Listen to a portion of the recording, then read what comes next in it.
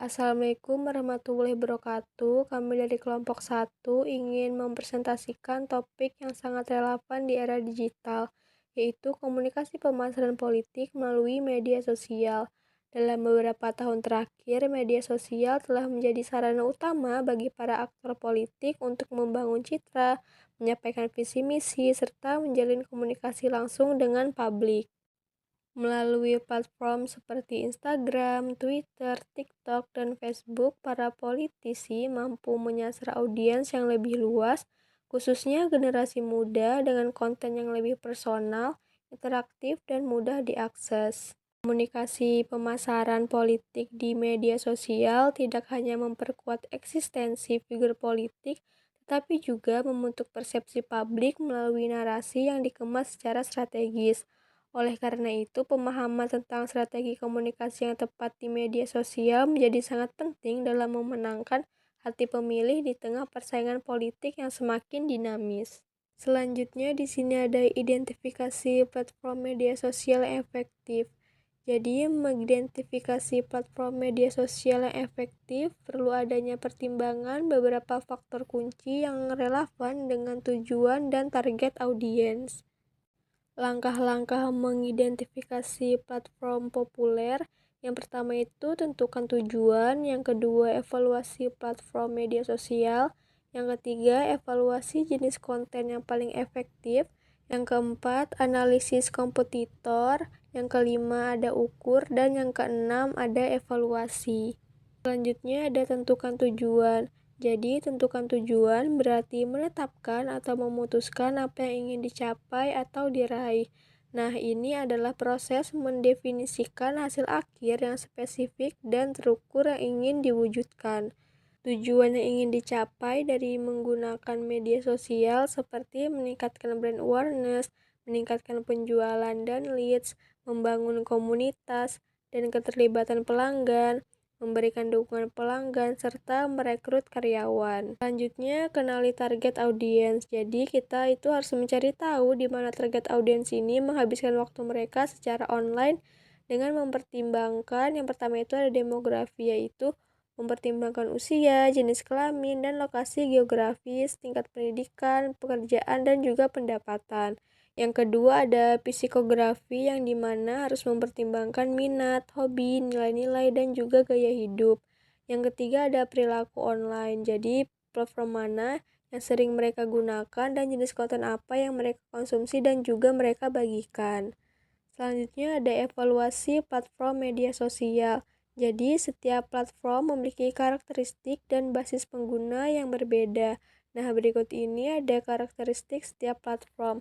Yang pertama itu ada Facebook. Jadi Facebook ini audiensnya itu luas, beragam konten, dan juga memiliki komunitas. Yang kedua itu ada Instagram, yang dimana Instagram ini karakteristiknya itu ada visual, engagementnya tinggi, dan juga influencer marketing. Yang ketiga itu ada X atau Twitter, di mana karakteristiknya ini tuh beritanya cepat, percakapannya publik, dan juga terdapat layanan pelanggan.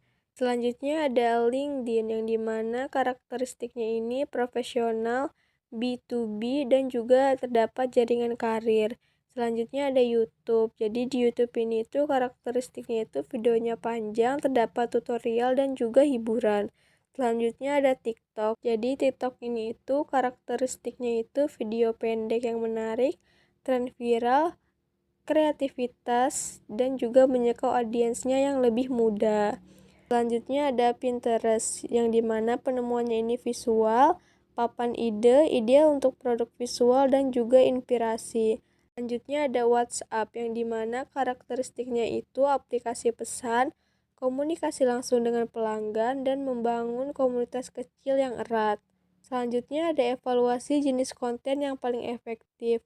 Nah, ini itu merupakan proses menganalisis dan mengukur kinerja berbagai format konten dibuat dan didistribusikan untuk menentukan mana yang paling berhasil dalam mencapai tujuan. Tujuannya adalah untuk memahami jenis konten mana yang paling menarik perhatian audiens, format konten mana yang mendorong keterlibatan engagement tertinggi, konten mana yang paling efektif dalam mencapai tujuan bisnis, dan kinerja konten di berbagai platform distribusi. Nah, platform yang berbeda mendukung jenis berbagai konten, sesuaikan konten dengan platform yang dipilih. Selanjutnya ada analisis kompetitor. Jadi, analisis kompetitor ini adalah proses mengidentifikasi, mengevaluasi, dan memahami kekuatan, kelemahan, strategi, serta potensi ancaman dan peluang yang ditawarkan oleh para pesaing dalam industri atau pasar yang sama. Tujuan utama dari analisis kompetitor yaitu yang pertama mengenali pesaing terkuat, yang kedua memahami strategi kompetitor, yang ketiga menilai kekuatan dan kelemahan, yang keempat mengidentifikasi peluang dan ancaman, yang kelima meningkatkan strategi bisnis sendiri, yang keenam mengantisipasi tindakan kompetitor, dan yang ketujuh menetapkan tolak ukur. Selanjutnya ada ukur dan evaluasi. Ukur dan evaluasi merupakan proses krusial yang melibatkan pengumpulan data kuantitatif melalui berbagai metrik seperti jangkauan, keterlibatan, lalu lintas, rujukan, dan konversi di setiap platform. Data yang terkumpul ini kemudian dianalisis secara mendalam untuk memahami kinerja masing-masing platform, mengidentifikasi tren, mengaitkannya dengan tujuan yang telah ditetapkan, serta memahami audiens. Melalui evaluasi yang cermat, dapat menentukan platform mana yang paling efektif dalam mencapai target dan menjadi landasan untuk pengambilan keputusan strategis terkait alokasi sumber daya, dan fokus upaya pemasaran media sosial. Selanjutnya, menyusun strategi konten dan mengukur hasil. Menyusun strategi konten yang efektif dengan merancang pesan yang tepat untuk audiens yang tepat. Yang pertama, menentukan tujuan konten. Yang kedua, membuat kalender konten. Yang ketiga, menyesuaikan konten dengan setiap platform. Yang keempat, mendorong interaksi. Yang kelima, menggunakan hashtag yang relevan. Dan yang keenam, membangun narasi merek atau brand storytelling. Selanjutnya, menyusun strategi konten dan mengukur hasil. Mengukur hasil dengan cara menganalisis, memantau, mengevaluasi, dan mengoptimalkan kinerja. Jadi, harus menentukan metrik, kunci, jangkauan, impresi, keterlibatan, klik, tingkat konversi, dan sentimen. Nah, alat untuk mengukur hasil ini yaitu analitik bawaan platform, Google Analytics, alat analisis media sosial pihak ketiga, spreadsheet, bukan data secara teratur, analisis data, buat laporan, identifikasi peluang dan tantangan, dan lakukan penyesuaian. Sekian presentasi dari kelompok kami, kurang lebihnya mohon maaf.